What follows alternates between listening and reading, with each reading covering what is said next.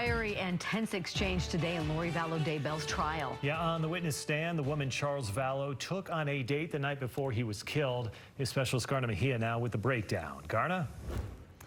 Yeah, well, this is the first time Nancy Jo Hancock takes a stand. She talked about knowing Charles Vallow for about a week. They had plans to meet up for a second date the day that he was killed.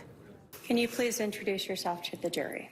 Hi, my name's Nancy Jo Hancock. Taking the stand, the woman who went on a date with Charles Vallow hours before he was killed. Did he get very detailed about his life with you? Yes. Nancy Jo Hancock testified she met Charles on a dating website for Latter-day Saints. The two exchanged several calls and texts for about a week. Charles said he was getting divorced and had changed the beneficiary of his $1 million life insurance policy. He was strangely calm and still kind towards Lori, even through what they were going through. But things got testy when Lori, who was representing herself, questioned Nancy Jo, the two women meeting here for the first time. So you spent your whole date getting to know each other, talking about me.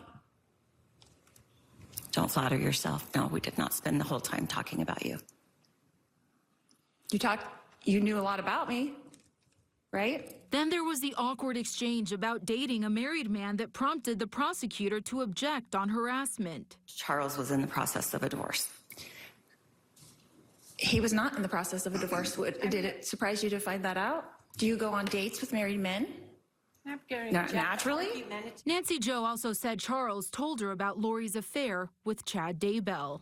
We were talking about what he was going through in the process of separating from you. Nancy Jo said she didn't hear from Charles after that first date. Months later, she found out why when she saw his picture on the news. I was watching TV in December, I believe, and his picture came on the screen, and it said that he was dead.